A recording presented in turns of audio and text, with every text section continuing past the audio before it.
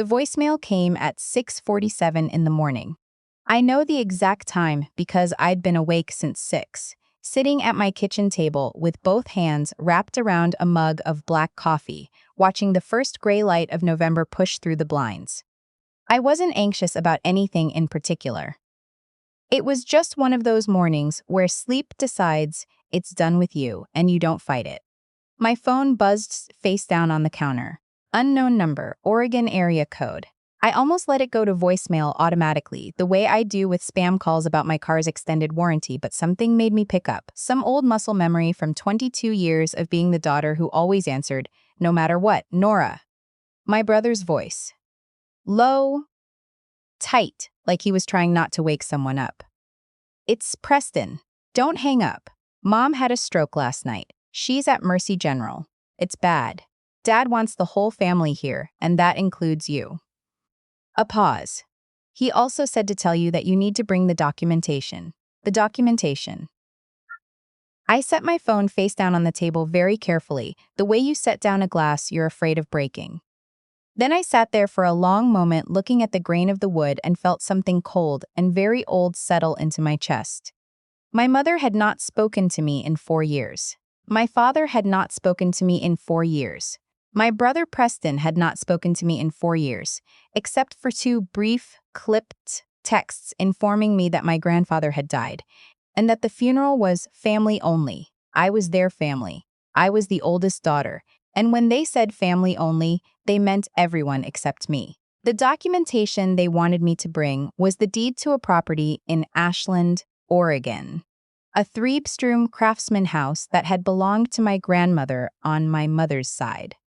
She had left it to me in her will, believing, because she told me 2 months before she died that she knew what my family was. She knew what they did to me, and she wanted me to have something solid, something they couldn't touch. They had been trying to touch it for 4 years. I'm 31 years old. I work as a compliance officer for a regional credit union in Portland.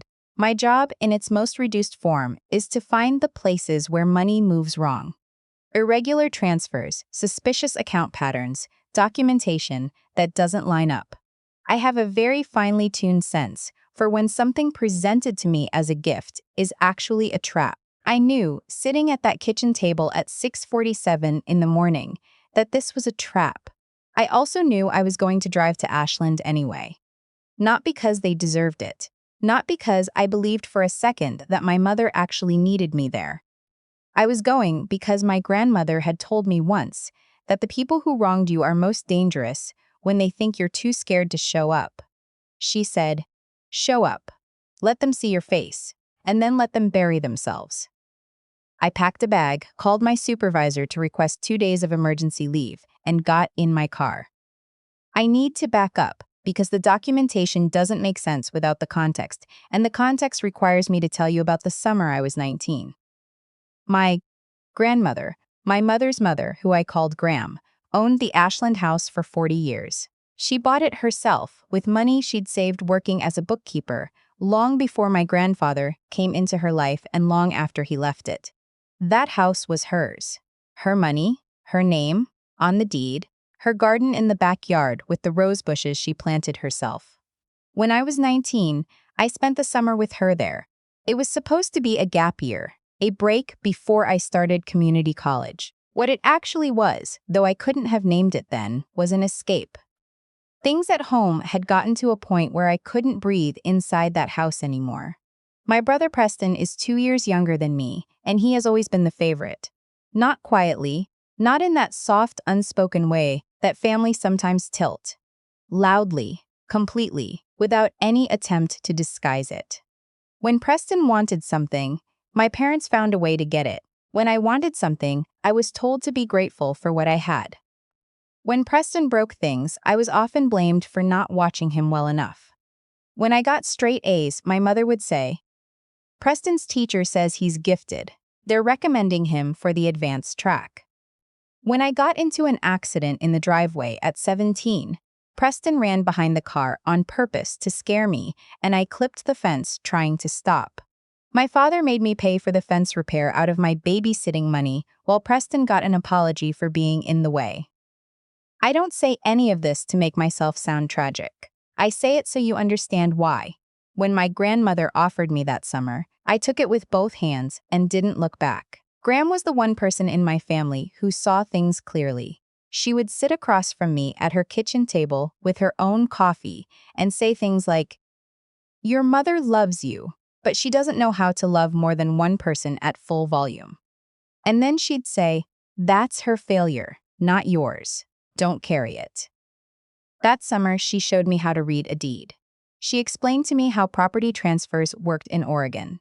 She let me sit with her when her estate attorney came to update her will, and afterward, she told me plainly, "I'm leaving you this house. Not your mother, not Preston, you. Because you're the one who's going to need a foundation." She died 3 years ago in October. She was 81, and it was her heart, peaceful in her sleep. I was with her. I was the only one there. My mother had called earlier that day to say she and my father couldn't make the drive with everything going on, which meant Preston had a work thing, and they had decided his work thing took priority over their own dying mother.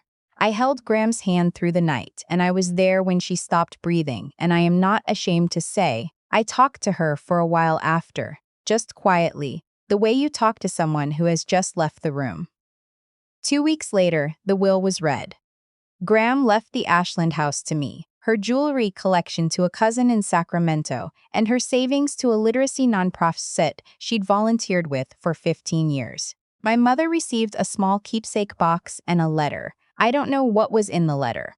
I never asked. What I know is that my mother called me that same evening, her voice absolutely controlled, and told me that Graham had clearly not been in her right mind, and that I had manipulated an old woman, and that the house should rightfully belong to the family, meaning her, meaning Preston, and that she expected me to deed it over voluntarily or they would contest the will.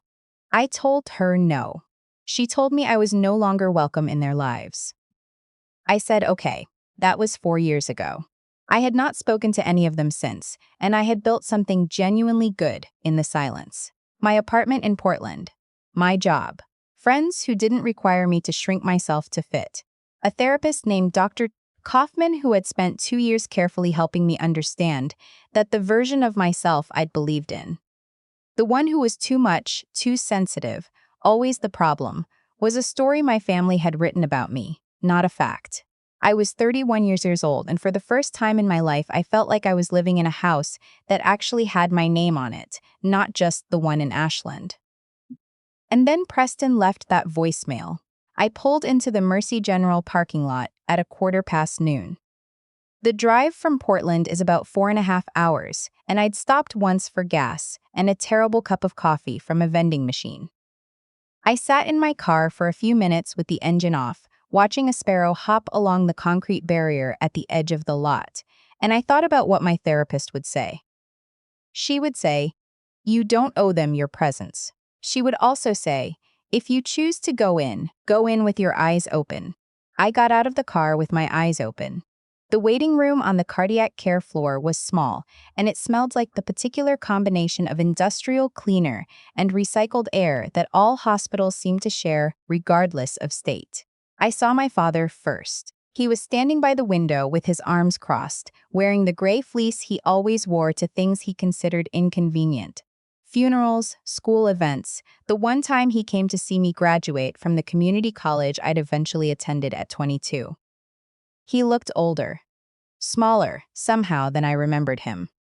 Preston was sitting in a chair with his phone in both hands, thumbs moving. He didn't look up when I walked in. My father did.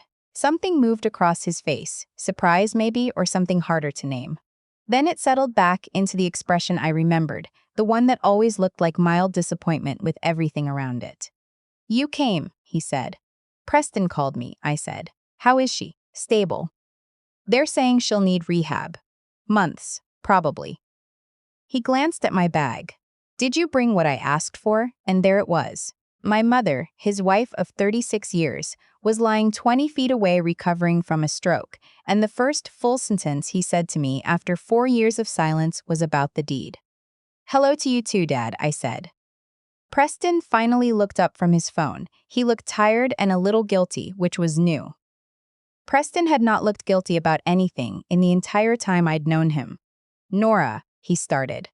It's good to see you, I said, which was not entirely true but was something. They had not told the nurses I was coming.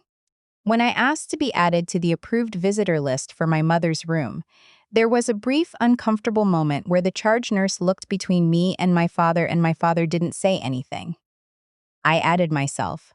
I have rights as an adult child. I know my rights very well. My mother was asleep when I went in. She looked small in the hospital bed, smaller than I ever remembered her looking, with the monitors beeping softly and an IV line in her left arm. I sat in the chair beside her bed, and I looked at her for a long time. She had my grandmother's nose. I had never noticed that before, or maybe I had pushed it away because it hurt too much to find things I loved in her. I stayed for about 20 minutes. I didn't wake her. I just sat there. When I came back out, my father was waiting in the hallway with his arms still crossed and his mouth set in the shape it made when he was about to say something he considered reasonable. We need to talk about the house, he said. I know you do, I said.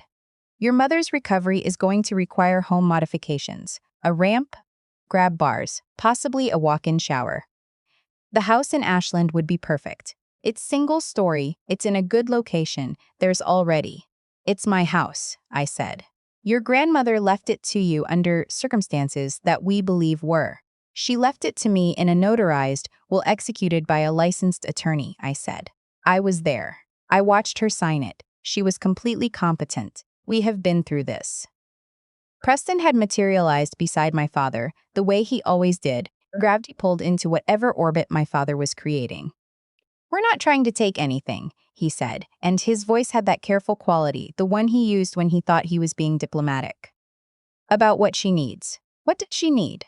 I said. Because when her mother was dying, she was home because you had a work thing. I'm not sure she needs what you think she needs. Preston's jaw went tight. We want you to sign a quitclaim deed, my father said. Transfer the property back to the family. We'll pay you fair market value eventually, once we get the finances sorted. Eventually. Once we get the finances sorted. I have spent my entire professional life reading the language of people who want to take something from you and dress it up as a reasonable request. I know what eventually means. It means never. No, I said. My father's face went through several colors. You are being incredibly selfish. Your mother could have limited mobility for the rest of her life. Your grandmother would have wanted. My grandmother wanted me to have that house, I said. She told me so. She wrote it down. She had an attorney witness it. I don't need to guess what she wanted. We'll take you to court, Preston said. He said it quickly, like he'd been holding it and needed to get it out. We already talked to an attorney. They said we have grounds to challenge the will on the basis of undue influence. I looked at him for a moment. You've already talked to an attorney, I said. Yes. Before your mother was out of the ICU. The silence that followed was its own kind of answer. I said, I'll be in the waiting room. And I went back to the waiting room and sat down and took out my phone and called my own attorney, a woman named Ms. Okafor, who had helped me navigate the original probate process and who I had kept on retainer for exactly this kind of eventually. She picked up on the second ring. I explained the situation. She said they don't have grounds. The will was airtight. What are they actually trying to do? Pressure me, I said. I think they thought I'd fold if they got me into a hospital with my sick mother. Classic, she said. Not unkindly. What do you need from me? Just to know I'm solid, I said. You're solid, she said. Call me if anything changes.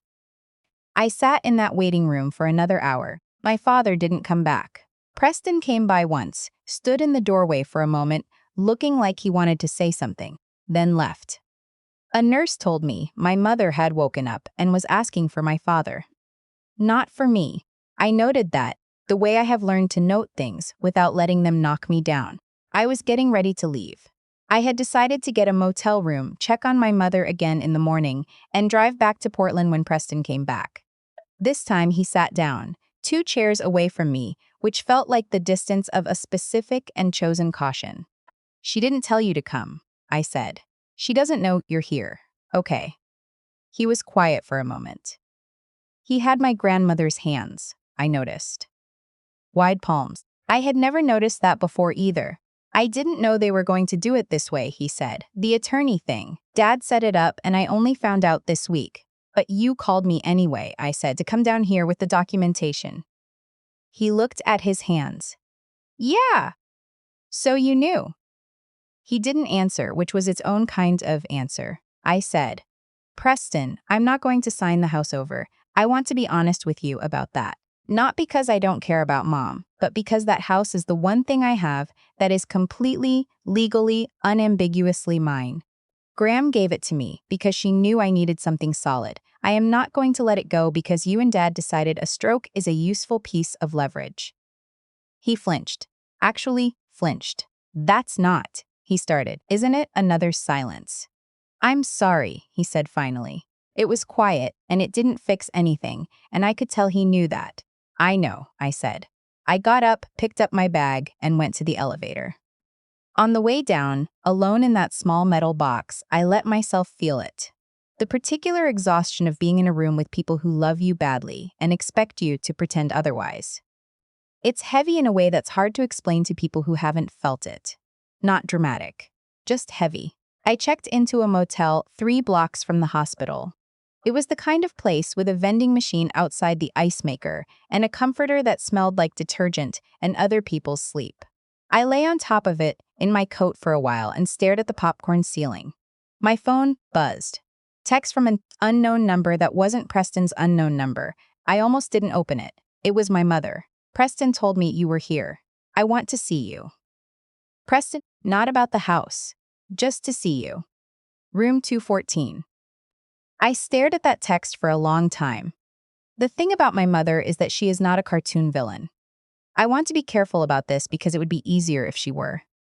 She is a woman who grew up being told that love is a finite resource and that you have to protect it by concentrating it. She gave almost all of hers to Preston because that was what she knew how to do, and she genuinely does not fully understand what that cost me. I have come to believe that over years of therapy and a lot of quiet. I believe she loves me in the incomplete way she is capable of. I believe she is also capable of using that incomplete love as currency when she needs something. I did not know which one this was. I went back to the hospital. She was awake. The left side of her face had a slight droop. The doctors had explained that it was likely temporary, that she'd regained mobility quickly and had a good prognosis. And she looked at me when I came in with an expression I didn't have a word for. Not quite guilt. Not quite relief. Something between them. You look good, she said. Her speech was slightly slowed but clear. You look tired, I said. I am tired. She watched me sit down. Did your father talk to you about the house? He did. She closed her eyes for a moment.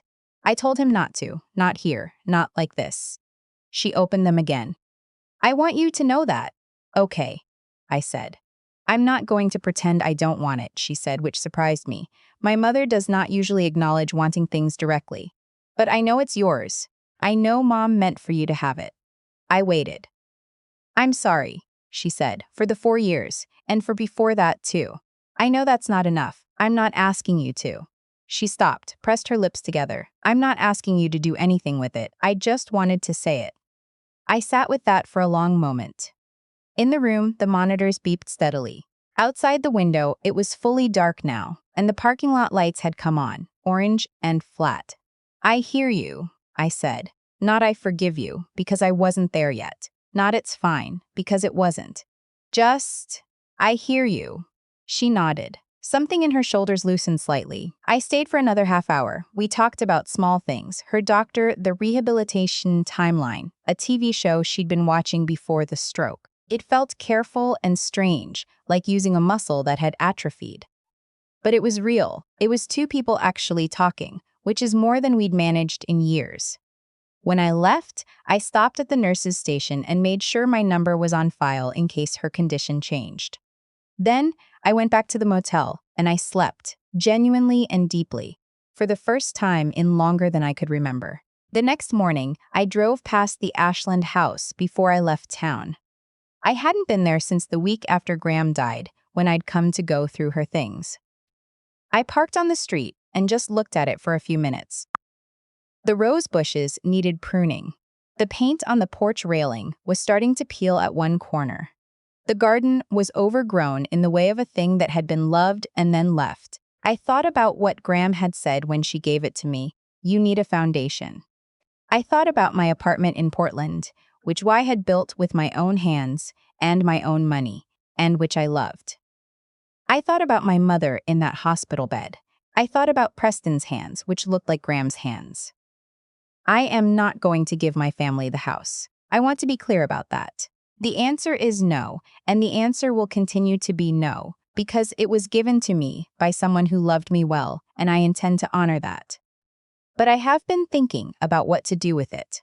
What Graham would actually want, not what my father decided she would want, not what my mother almost asked for. What a woman who spent her life carefully and loved fiercely and left things to people she trusted would want to see done with 40 years of her work. I think she would want to see the rose bushes pruned. I think she would want to see the porch railing painted. I think she would want someone to go in there. I think she would want someone to whinny and open all the windows and let the November air through. I think she would want it to be lived in. I'm not there yet, but I'm thinking about it. I pulled away from the curb and pointed my car north toward Portland, toward my job, toward the life I built in the silence they gave me.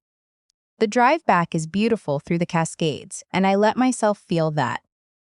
The specific quiet satisfaction of being a person who knows her own name, who knows what is hers, who no longer needs anyone to tell her what she's worth. I turned off the freeway notifications and drove with just the radio on, low. An old Sheryl Crow song came on, something from the 90s, and I sang along badly for a little while. I own a house in Southern Oregon. My grandmother gave it to me because she saw me clearly, and I am going to take care of it the way she took care of me. Carefully, without apology, and for as long as I can. If there are people in your life who only come back when they want something, you already know what I'm telling you. You don't owe anyone your foundation. Build on solid ground and stay there.